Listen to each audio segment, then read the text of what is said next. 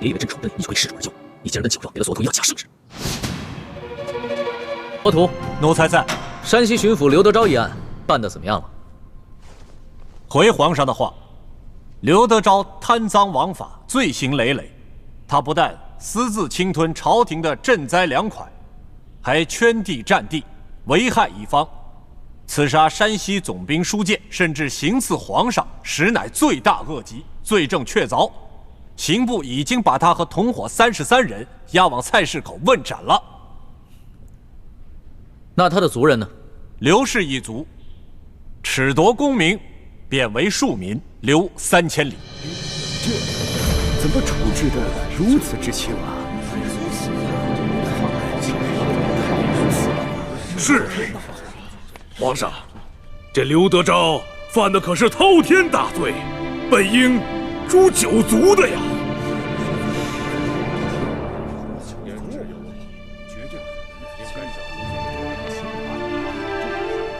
一律，刘德昭是当诛9族，但是朕念及太皇太后年事已高，并不想多造杀孽，以便为太皇太后积福。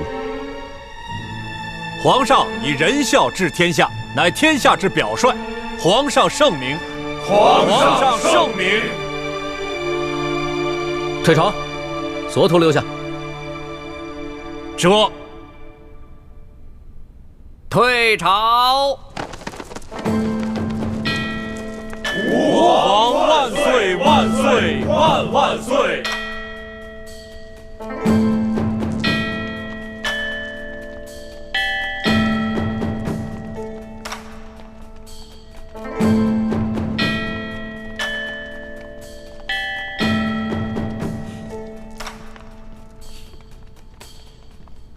所徒，奴才在。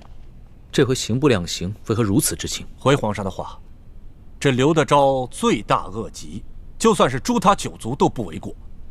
可是皇上旨意说，其余族人从轻，切不可累及无辜，所以刑部以为圣意如此，所以就将其轻判，只是将他们刘氏一族褫夺功名，贬为庶民，流放3000里。朕下的旨。是啊，皇上，难道您忘了那天在御书房，您拟的旨，然后侍书姑娘亲手交到奴才手里的？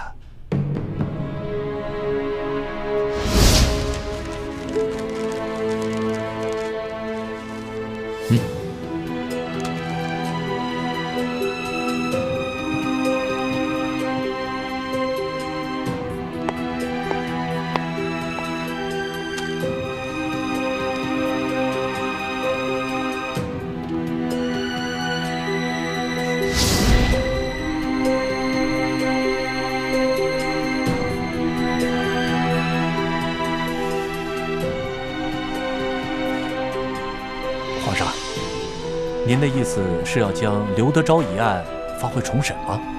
不必了，刘德昭和他的同党都已经砍头了，这事儿就这么盖棺定论了。你先跪安吧。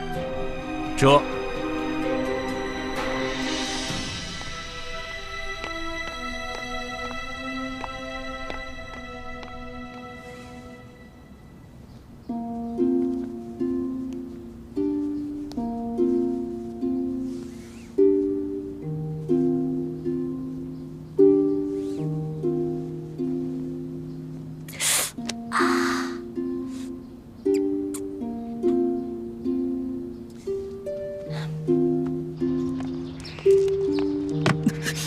哎呦，皇上，你小心点，小心点！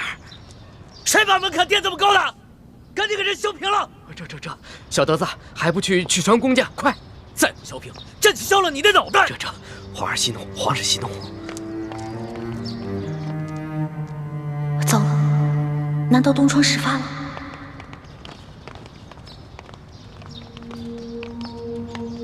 你在外面等着，别让任何人靠近。这。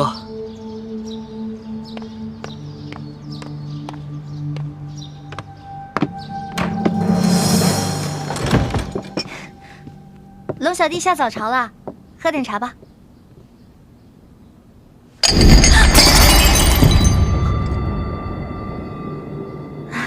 一大早发这么大火啊？天威难犯，是谁这么不懂事儿，惹龙小弟生气了？你还知道天威难犯？你这个笔墨诗书的差事做的是越发的好。是不是刘德昭的案子结了？结了。刘德昭和他同党砍头，刘氏一族褫夺功名，贬为庶民，流放3000里。这个结果你可还满意？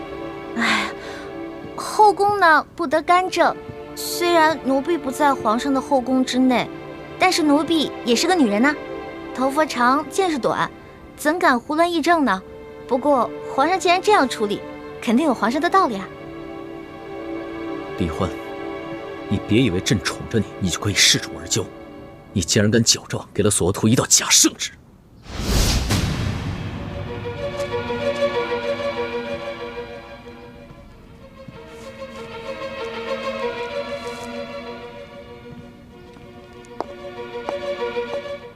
朕宠着你，你就可以恃宠而骄。你竟然敢矫诏给了索额图一道假圣旨！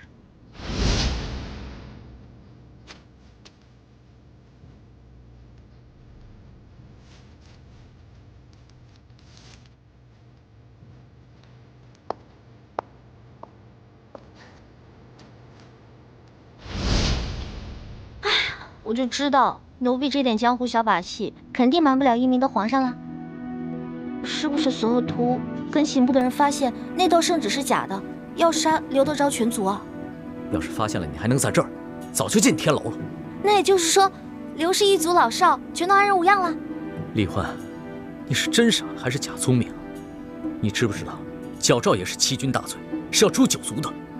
这件事情要是让文武百官、太皇太后、后宫的嫔妃，甚至任何一个宫里的人知道，你就算有100颗脑袋也不够砍的。奴婢矫诏的确不对，可是皇上滥杀无辜、大开杀戒，难道就是对的吗？到了这个时候，你还不知悔改，反过来指责朕滥杀无辜，你是不是以为朕真的不敢诛你9族？奴婢根本没错，错的是皇上。反正奴婢的族人早已流散四方，根本找不到我。奴婢一人做事一人当，如果皇上真的气不过的话，那就砍了奴婢的脑袋吧。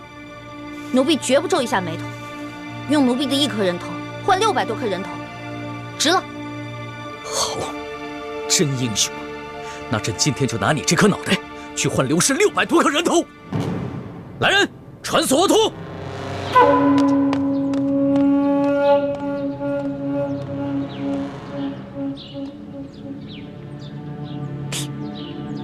出了什么事儿了？不知道，只知道皇上这么多年都没发过这么大的脾气。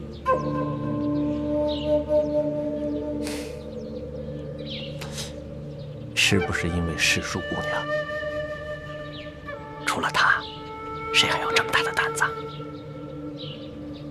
是索额图到了吗？还不快给朕滚进来！这。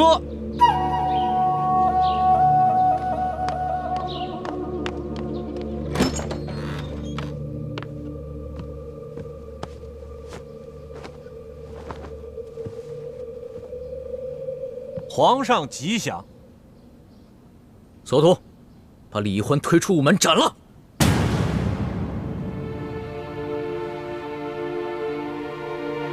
啊！世庶姑娘犯了什么事儿？皇上要砍她的头啊？总之是砍头的大罪。你问那么多干嘛？还不快去！皇上息怒，皇上三思。你啰嗦那么多干嘛？啊！朕让你去就去。这把头砍了，我看你还逞什么英雄！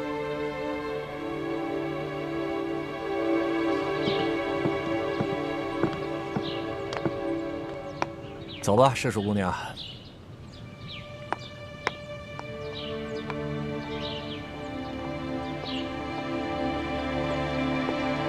索大人，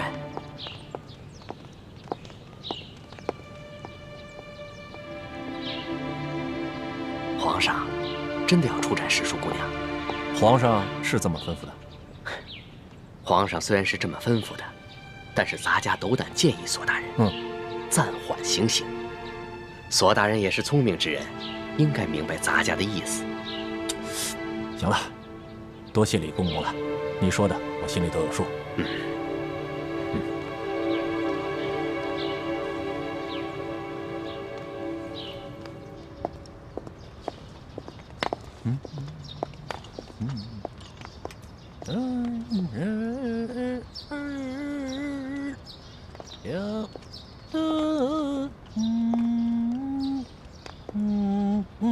索大人，索大人，你为什么不问皇上为什么大发雷霆，要砍我头啊？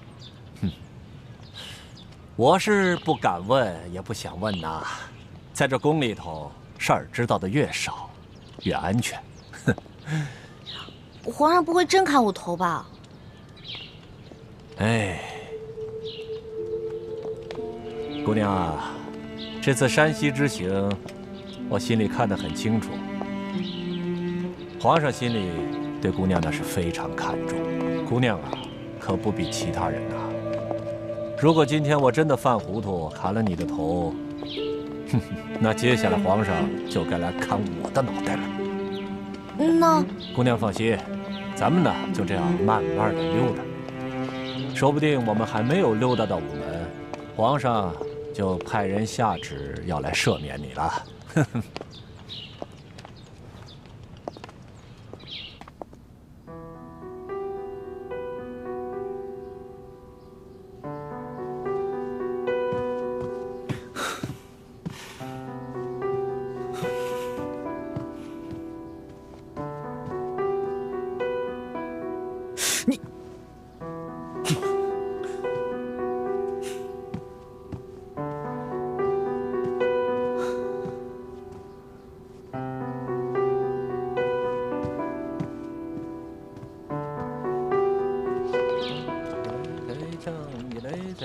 索大人，前面就是午门了，这皇上万一还不派人来赦免我怎么办啊？那我可就只能执行圣旨了。您的意思是，您真的要砍我头了？万一您真砍了我，皇上又后悔了呢？我说了要执行圣旨，可是执行圣旨是需要一个过程的，啊。要砍你的头，那得有刽子手吧？这刽子手从住的地方走到午门去，他需要时间吧？啊，刽子手来了以后，那得先磨刀吧？这刀磨好了，送你上路，得给你吃口上路饭吧？饭做得了，给你端上来，你是一勺一勺的吃呢，还是一粒一粒的吃呢？总之，我是不催你的。那如果天黑了，皇上还没派人来赦免我呢？哎，这天黑了，皇上还没有派人来赦免你，但是他也没派人来催问，那咱们就还有办法可想了。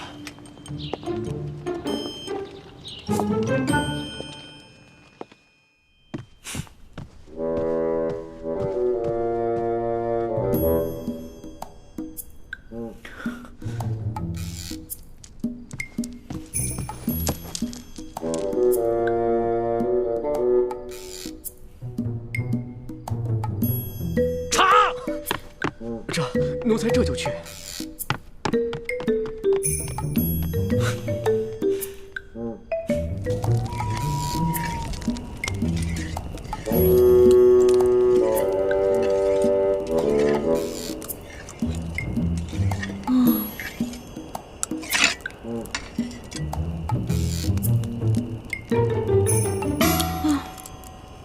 这刀都磨了一下午了，会不会磨断了？没关系啊，这把刀磨坏了，咱们换一把刀，接着磨呀。来，快吃吃，啊，嘿嘿嘿，多吃点。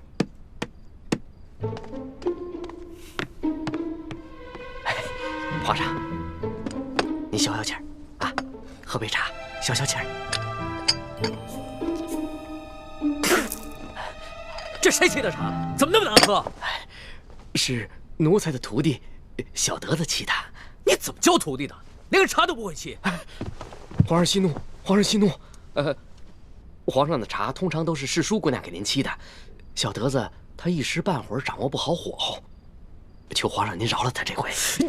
哎呦，皇上，哎呦，皇上，你的福啊，你还知道啊？你还知道朕离不开那个小丫头？那刚才朕要砍她脑袋的时候，你怎么不替她求个情啊？啊！朕在这急得团团转啊！你个老东西，一声都不吭你！哎，你在宫里待了一辈子了，这点眼力劲都没有啊！不，皇上，我这不是想让您冷静冷静再说吗？那奴才现在求情来得及吗？哎呦，索大人不会现在把易欢姑娘的头都砍下来了吧？索图要是连这点眼力劲都没有，那朕真是白疼他了。啊，难怪皇上让索大人来执行圣旨呢。你这个老东西，挺机灵。哎，皇上息怒，皇上息怒。现在知道怎么说了吗？哎，知道。还不快去！哎，奴才马上就去。哎，皇上息怒啊，皇上息怒。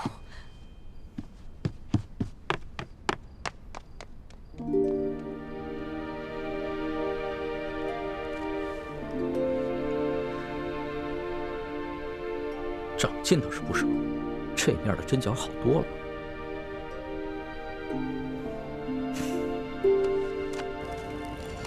索大人，你说皇上不会真想杀我吧？这样跟你说吧，这俗话说得好，天威难测啊。哎，没事啊，赶紧吃吧啊！我就知道，不能相信皇上的话。之前还信誓旦旦的说永远不会砍我头呢，没有想到言犹在耳，现在就要砍我头了。呸！哎，索大人，喏，说着人来了。索大人，哎，李公公啊，皇上有旨，把李易欢带回永乐斋。哦，这样啊，好，那奴才遵旨。李公公，皇上不生我气了？那还用说，本来皇上是龙颜大怒，是我拼了性命不要，在皇上面前苦苦求情啊，皇上才让我把你送回去。姑娘，你再回去以后，可不能再忤逆龙鳞了。姑娘是聪明人，应该知道怎么做。谢谢李公公。哎，那行了，那咱们就走着。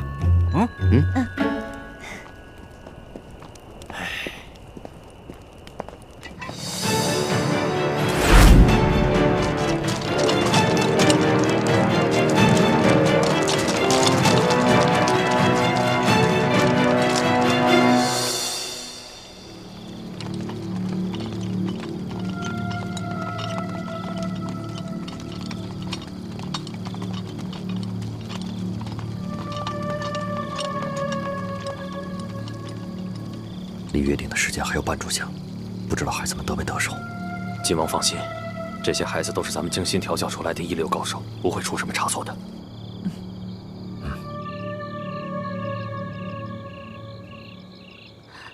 武师傅，你扮起平西王侧妃，简直惟妙惟肖。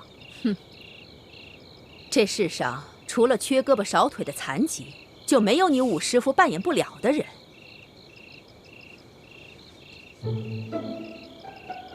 倩影姑娘，你还是赶紧走吧，不要留在我琪儿身边了。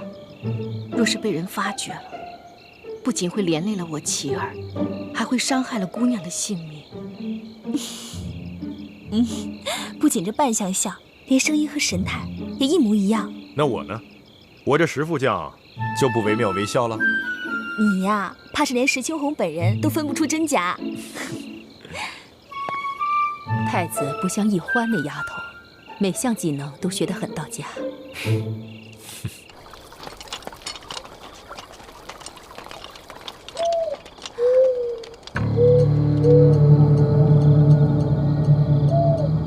王妃，石将军，叶师弟已经得手了，咱们可以出去了。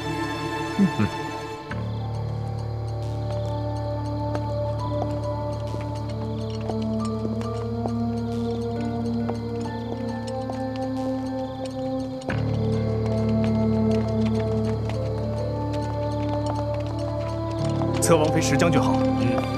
继续巡视。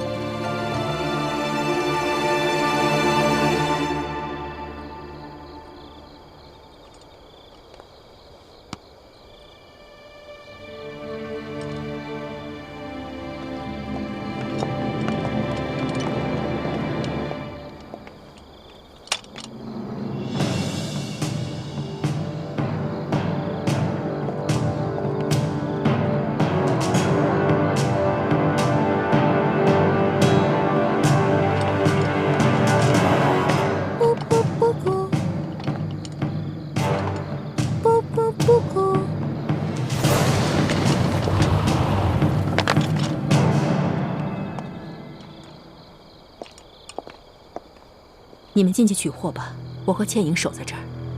好，多加小心。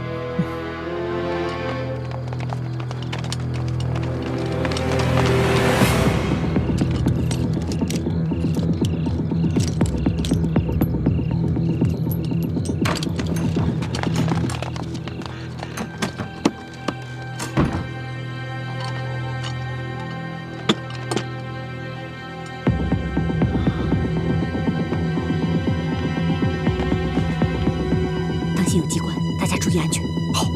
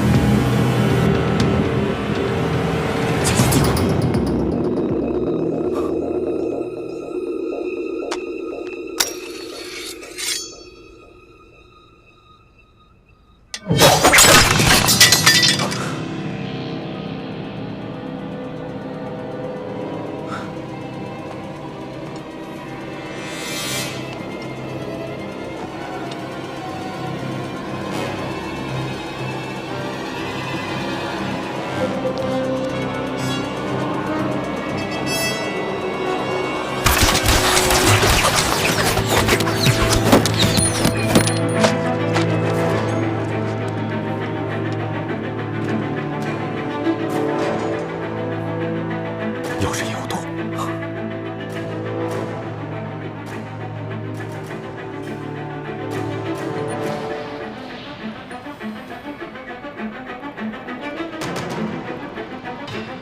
回去先解毒，再拿给你。好。走。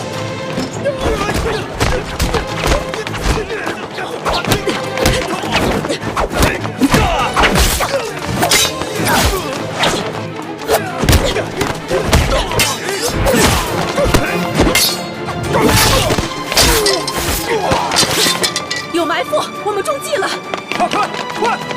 快，围起来！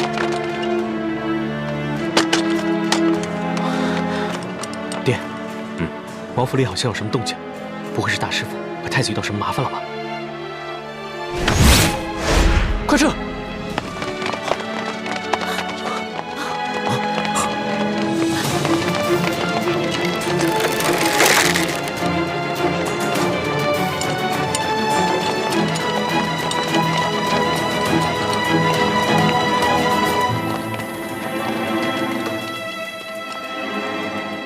现在已经没动静了，可能碰到巡夜的了，已经解决了。啊，要不我进去看看？我们的任务是在府外接应，没有接到求救信号之前，千万不能轻举妄动，免得打乱计划。好。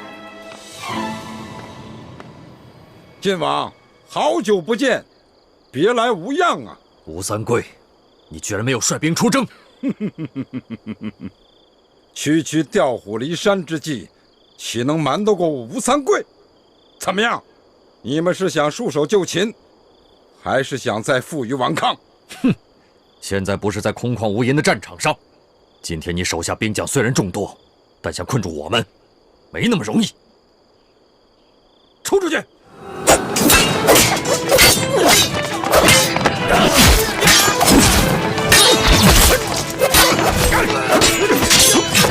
放箭！只许射腿脚，本王要抓活的。是。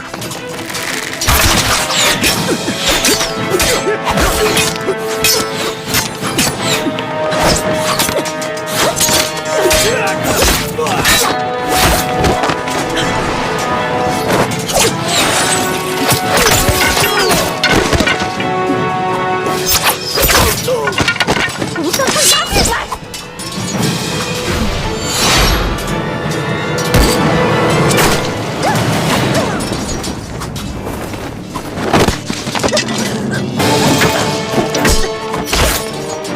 活捉他们，每人赏银千两。是。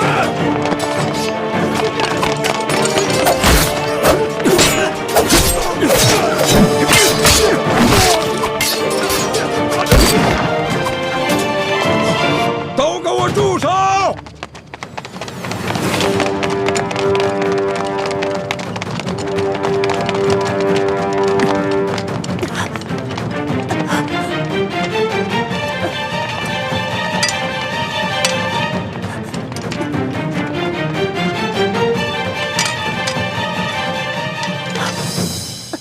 李定国、陈胜男，你们的武功就算再高，能敌得过本王的火枪队吗？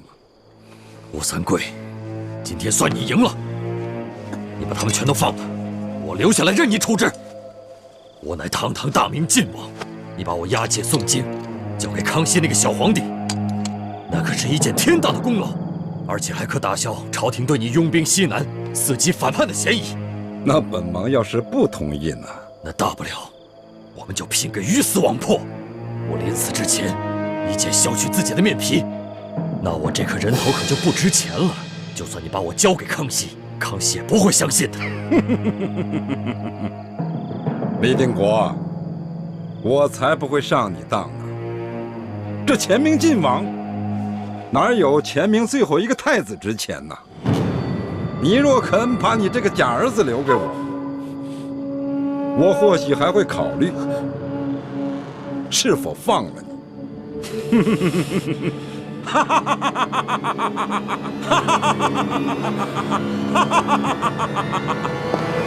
住手！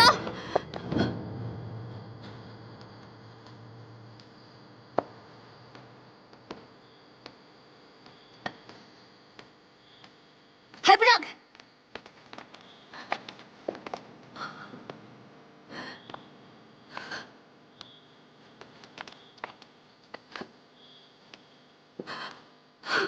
你们可看清楚，这可是真的平西王侧妃，不是我们的人假扮的。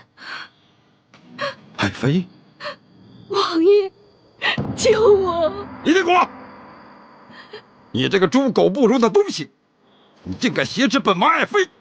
你们若敢动秦氏一根毫毛，尔等一个也休想活着离开这平西王府。吴三桂，17年前，我李定国亲手射杀了我的爱妻，更亲手射了我刚出生的女儿一箭。我犯下了人伦大罪，天下人人都可啐我李定国的脸，都可以骂我李定国一声猪狗不如，唯独你吴三桂没有这个资格，因为你引狼入室，屠戮同胞，你是我大明王朝的千古罪人。李定国，我不与你逞口舌之力，你快快放了我爱妃！吴三桂，你有种也学学我李定国猪狗不如，今天你也一箭射杀你的女人，这样我们这些大明遗臣就被斩草除根了。你以为我不敢？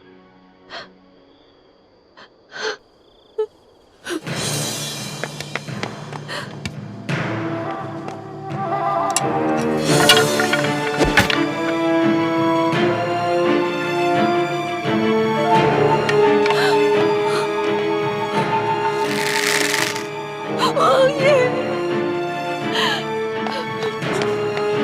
住手！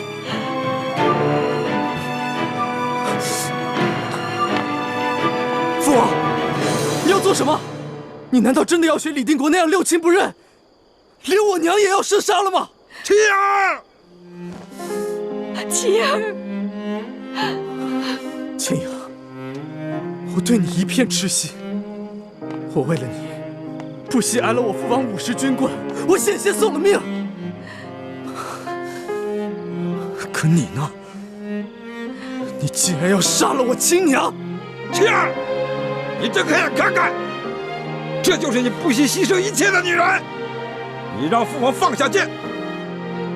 好，我这就放下。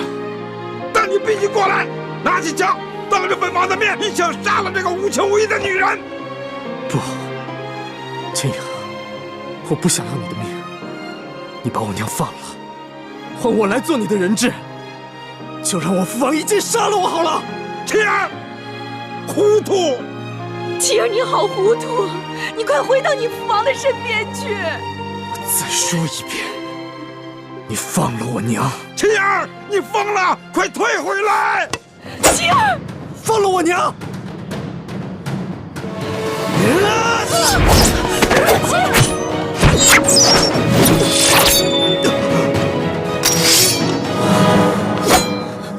吴应期，放了我女儿！放了我娘！爹，娘，女儿有一事相瞒。我和应期一见钟情，虽然彼此有缘无分，但却在心中默许了终身。我不得已劫持你娘，我愿拿我的命来赔你。不，千英，你犯糊涂啊！千英，我不要你的命，我只要你放了我娘，我也把你放了，我们一命换一命。晴儿，我爹不可能放了你娘，否则我们所有人都活不了。爹，娘，女儿不孝，先走一步。不，晴儿，晴儿，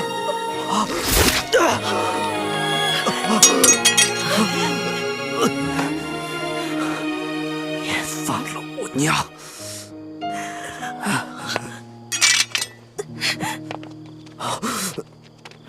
吴三桂，你快放了我们，不然我就和你的儿子同归于尽！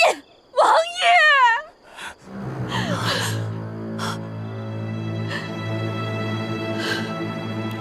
爷，吴三桂，现在你的女人和你的儿子都在我们的手上，我李定国一言九鼎，只要我们到了安全的地方，我会毫发无损地把他们还给你。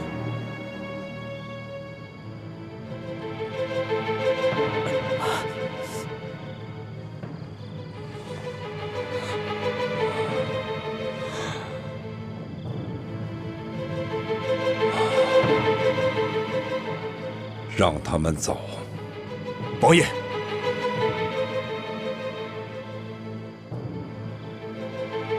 走。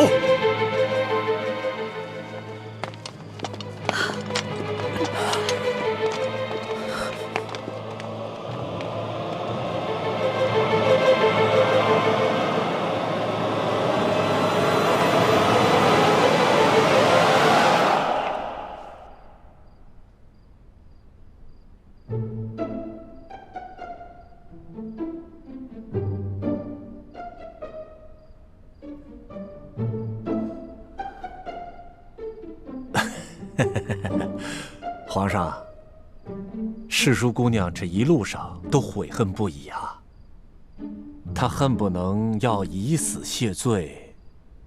皇上，我看得出来，世淑姑娘是真的知道自己错了，您就饶了世淑姑娘这一回吧。既然她已经知道错了，那朕就先留下她这颗脑袋。皇上圣明。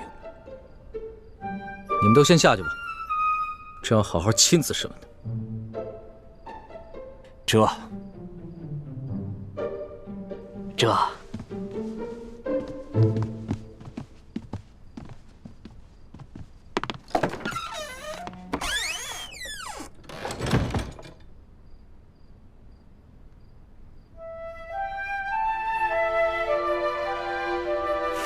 起来吧。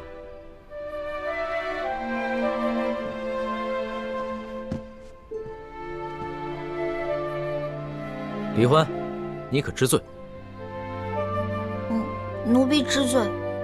奴婢擅自矫诏，犯下了滔天大罪。可是那日在御花园，皇上以龙三的身份跟奴婢一结金兰，还还对着月亮发过誓。皇上跟奴婢相差1岁，同月同日不同年生，但愿将来要同年同月同日死。如果今天皇上砍了奴婢的脑袋，难道皇上要陪着奴婢一起去吗？你还敢提那档子事儿？你就是因为这个才无法无天的吧？可是你别忘了，那日在刑场，你可说过要跟朕断绝结拜情谊的。那次不算，那次是以为奴婢要被砍头了，不能连累皇上跟奴婢同生共死，所以才狠心说要断绝关系。皇上明明都知道这是奴婢用心良苦，为何现在用这些话来堵奴婢的嘴啊？你少装委屈！刚才一副豪气冲天，要偷一颗要命一条的样子，现在在这儿装什么怂包呢？奴婢没装怂包，奴婢是真的委屈。皇上亲口预言发下结拜的誓言，难道奴婢说断绝兄弟之情就真的能断绝吗？朕明白了，你就是算准了朕不舍得砍你这颗脑袋，所以就如此胆大妄为是吧？奴婢无依无靠、无权无势的，唯一能赌的，也就是皇上的舍不得。难道奴婢错了吗？皇上真的能舍得吗？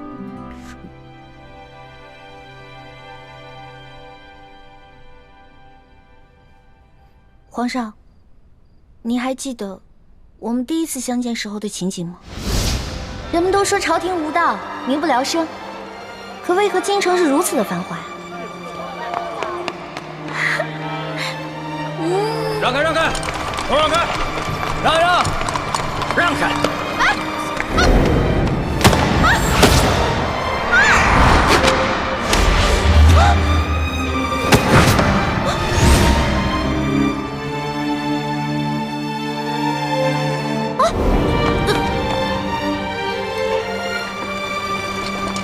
他们犯了什么罪啊？那车上还有婴儿呢，也要被砍头。他们可是前明的余孽，口口声声要光复大明，这都是特等的大罪，是要诛九族的。当今皇上这么残暴，诛九族，怪不得这些人要光复大明。哎，你们说那暴君是不是长得青面獠牙，极其恐怖啊？那个时候，奴婢万万没有想到，那个老成大器的少年，就是当今的皇上。可那个时候的皇上对鳌拜动不动就诛人九族的暴行亦是十分不满，可为何如今皇上也要动不动就诛人九族呢？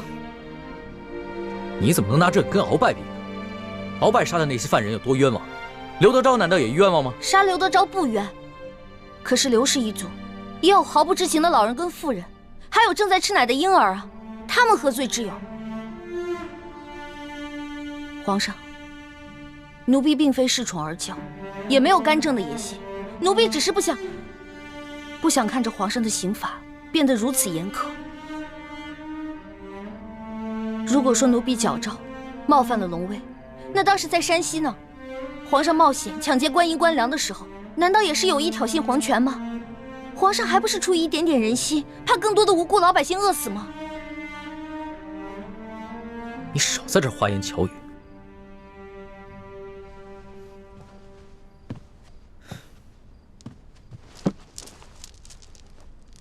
朕今日虽然不杀你，但是必须要罚你，要不然指不定日后你还会闯下什么了不得的大祸。来人啊！奴才在。李欢死罪可免，活罪难逃，把他拖下去，重打40大板。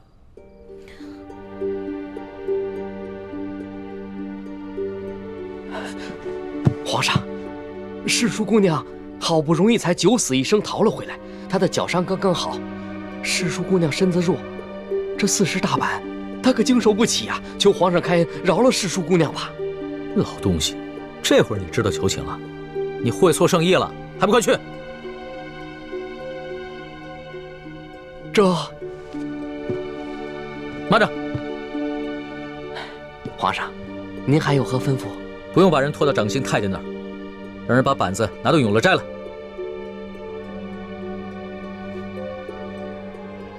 这……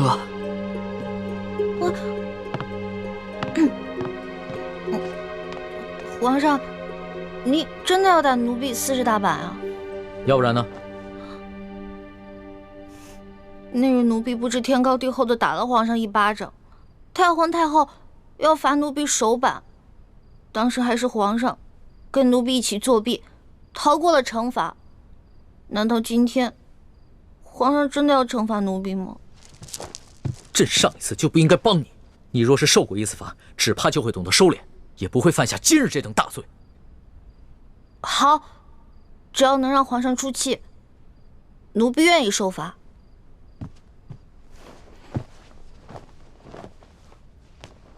奴婢谢皇上隆恩。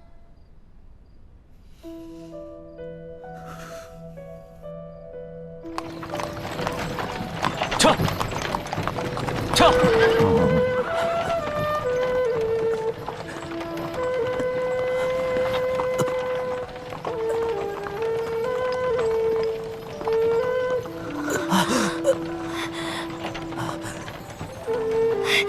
爹，你有没有止血止痛的药啊？止血止痛的药，爹是有的，可是不能给这个小奸贼用。爹，可是他是为了女儿才受的伤啊！那是他活该。癞蛤蟆想吃天鹅肉，跟他爹一样色迷心窍。娘，你……相公，晋王答应吴三桂，要保证他们母子平安的。晋王只是说要保他毫发无损，并没有说要帮他治伤止痛。爹，怎么了？我恨不得他的血流干而死，可惜啊，小伤死不了。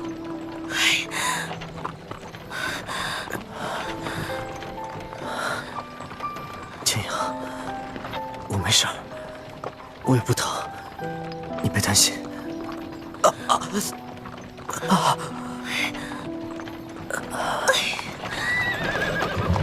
撤！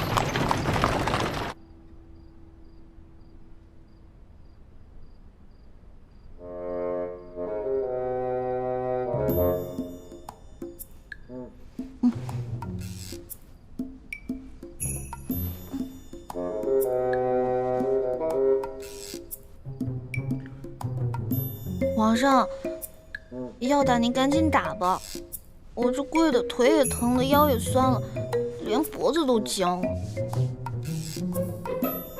这老东西拿个板菜拿这么久。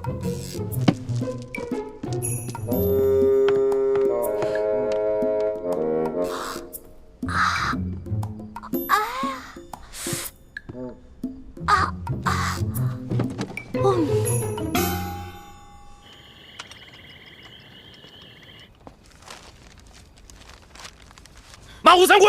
不是，师傅们，你们若还想撒气，就助妾影来吧。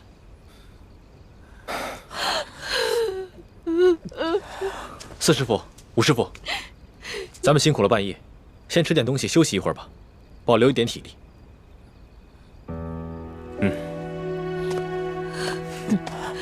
小子，今天我们暂且饶过你，但是你得给我记清楚，那天我们几个手痒了，就有你好受的。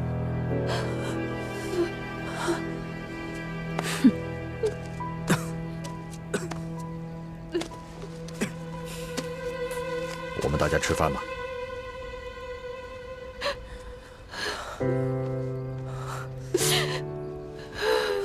我没事，你不用担心，我也不饿，都是我娘。娘也不饿，你不用担心我。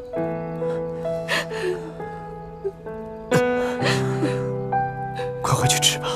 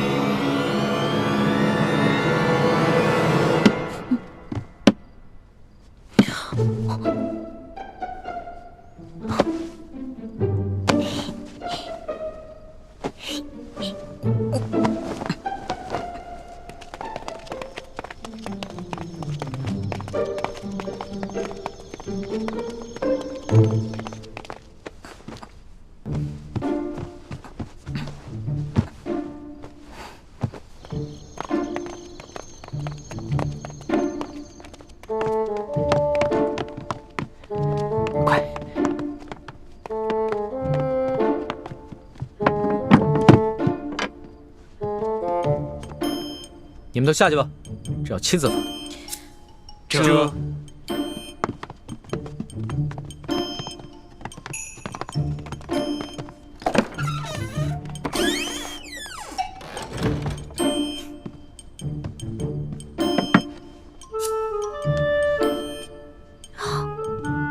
皇上，您真的要打奴婢啊？不然呢？这次要是再不罚你的话，你都要上房揭瓦了。君无戏言，这是你自己说过的。过来，趴下。好吧，不就挨几下板子吗？打就打。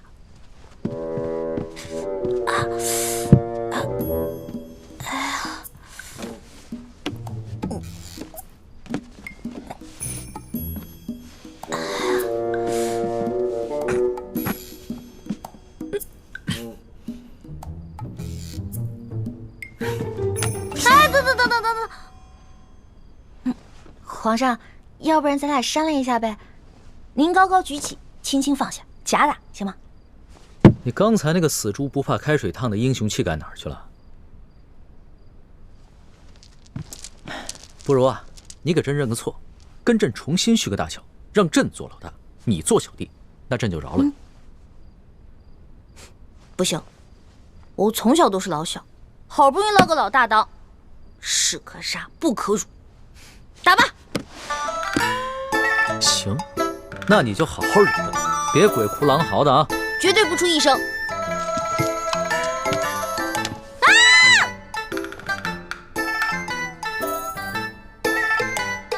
我真倒了！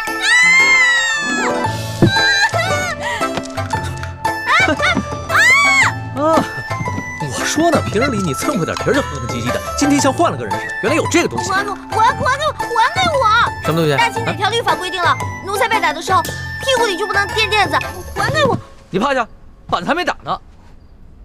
皇上，您难道真的要打奴婢40大板吗？皇上，您看您这板子这么大，你要是真在我屁股上打，那我屁股不得开花了？能不能打个折呀？半折、对折，20下。不行，40大板一下都少不了。那要不然就4折15下。你的算术先生是被你活活气死的吧？4折16。皇上英明，16下，那我们就决定了，就打我16下。谢谢皇上。到了这个时候，你还想给朕下套啊？我告诉你，40大板一下都少不了。哎，等一下，又怎么了？您看是这样的，如果硬打我40大板都打在屁股上，我是个女孩啊，半个月都起不来，走路一瘸一拐的，多难看。要不然换个地方打。也是，真把你屁股打坏了，你这半个月下不了床，朕这也没人伺候。行，你先起来吧。谢皇上开恩。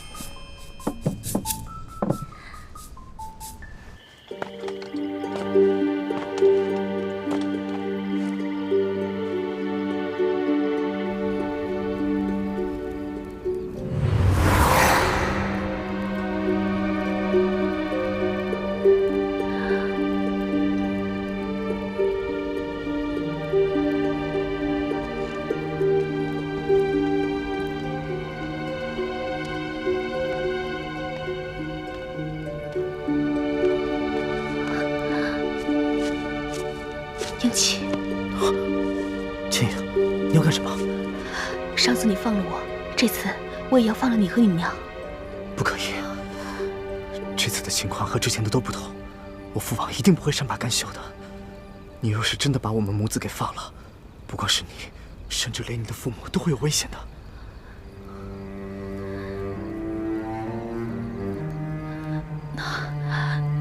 那我该怎么办啊？没事。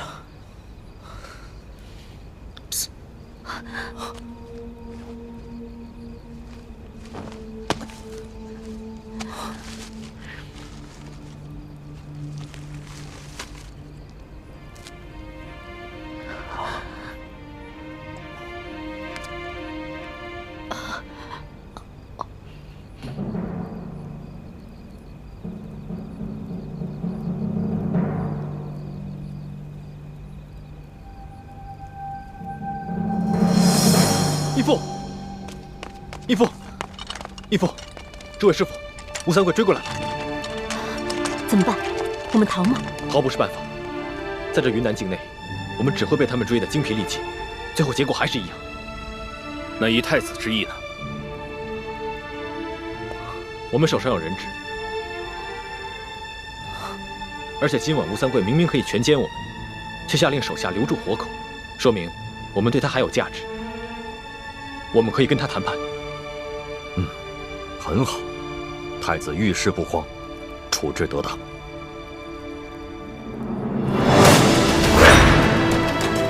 晋王，前明太子，你们已无路可逃，识时务者为俊杰，快出来投降吧！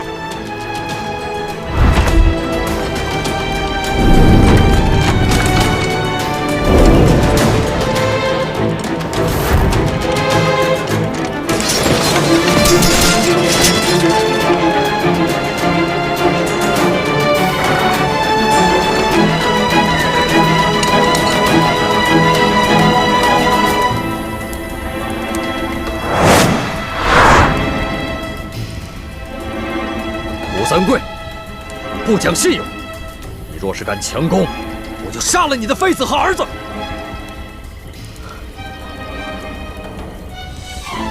王爷，怎么办？晋王，你已是瓮中之鳖，无处可逃。我劝你还是赶快投降吧，我还可以饶你不死。我给你1天的时间考虑，希望你不要让我失望。传令下去，距离此处100步之外安营扎寨，听候本王的号令。卑职遵命。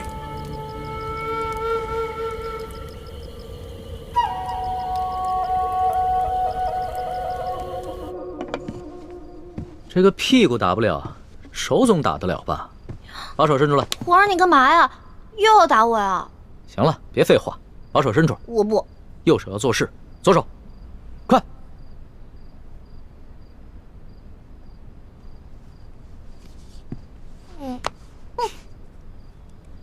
疼死我了！你可是真英雄啊，这声音都传到紫禁城外面去了。奴婢是假英雄，真怂包。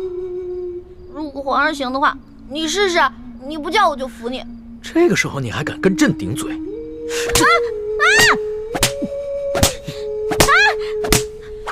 之前皇上说刘德昭是世界上最坏的男人，我看皇上还不如他呢。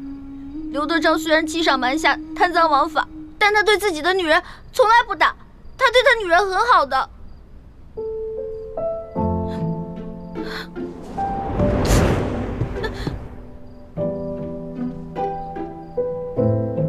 你又不是朕的女人，为什么这样护着你？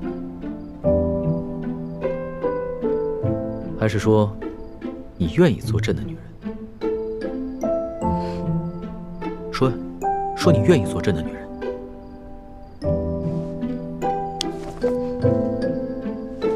皇上还是继续打吧，奴婢绝对不出一声。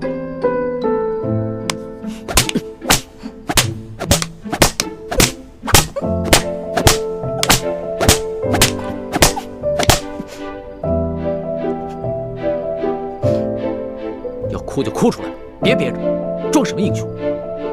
奴婢不想装英雄，奴婢只是装不了皇上的女人。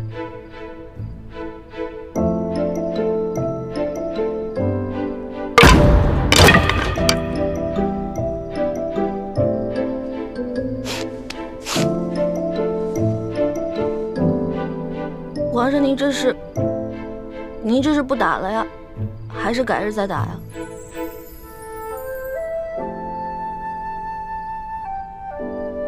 把手伸出来，给朕看看。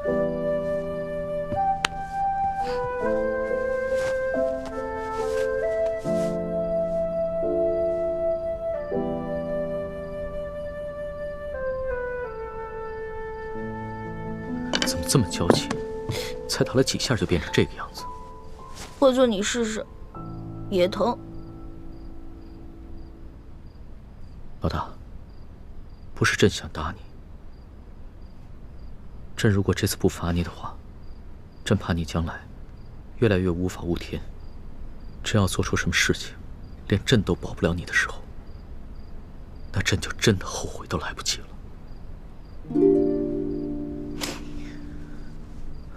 可能这次真的是打中了。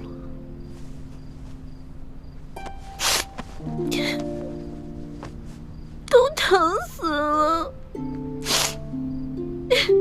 好了，老大，别哭了，你哭起来的样子真是丑极了。还丑呢，我现在连脸都没有了。你把我手打成这么肿，我以后怎么见人啊？你赔我，你赔我！好了好了，打几下手也哭。这个世上，只有你一个人会把朕的龙袍当抹布。行了，别哭了，你还真赖上朕了。打了人就想跑啊？去给你拿药啊。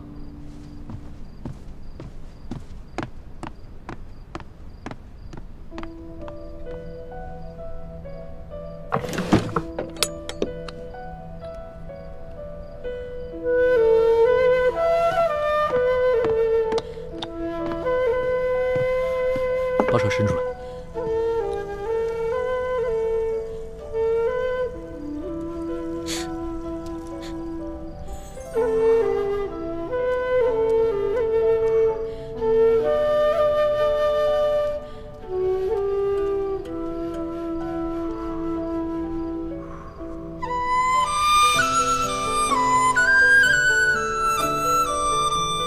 还疼吗，老大？你这样看着我干什么？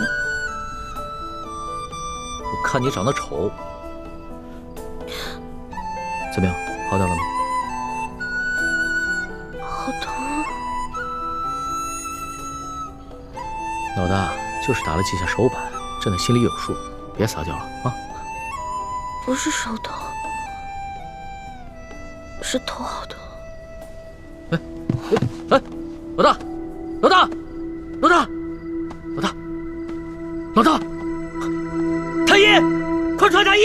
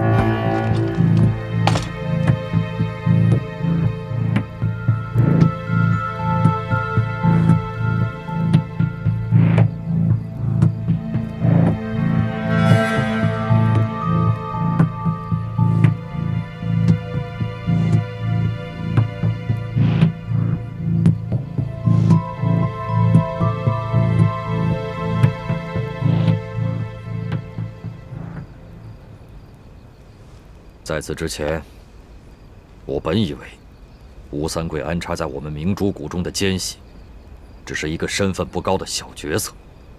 但如今看来，吴三桂不仅知道我儿子李建清就是大明王朝最后一个太子朱慈轩的机密，而且还对我等来到滇都以后的行动了如指掌。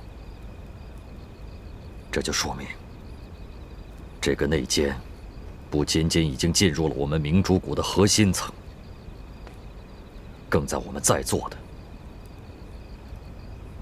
9个人中间。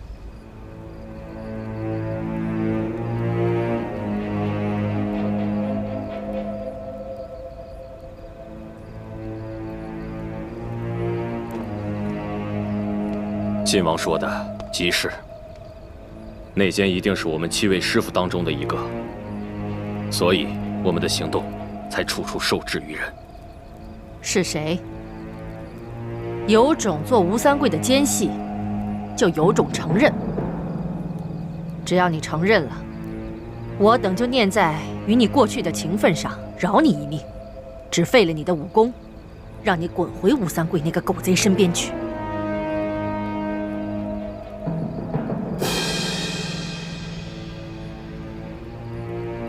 靖王，你心中可有怀疑对象？如果有的话，就直接说出来，免得大家互相猜疑，影响团结。现在大敌当前，我等必须团结一致，不可再闹内讧。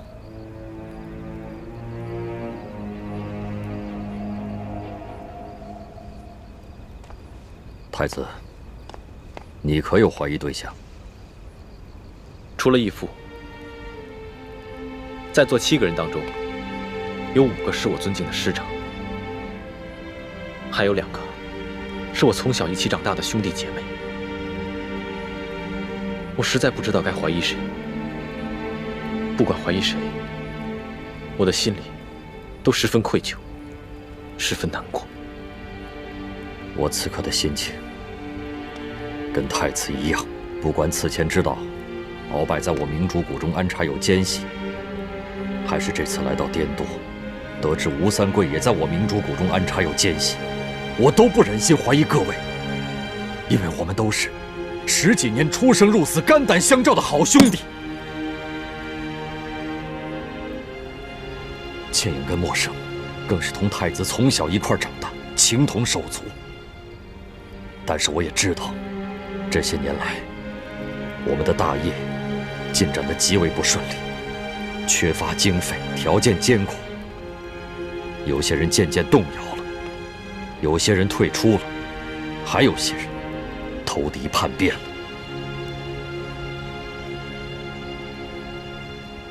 义父，内奸要传递消息给吴三桂，必然要避开我们所有人单独行动。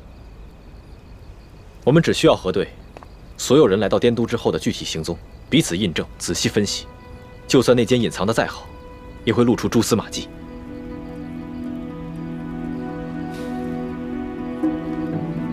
眼下也只好如此了。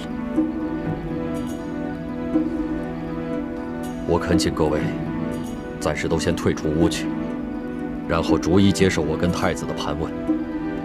希望各位在外面期间不要私自交谈，不知各位可愿意配合？我等愿意配合晋王与太子的盘问，以查出内奸。有劳各位了。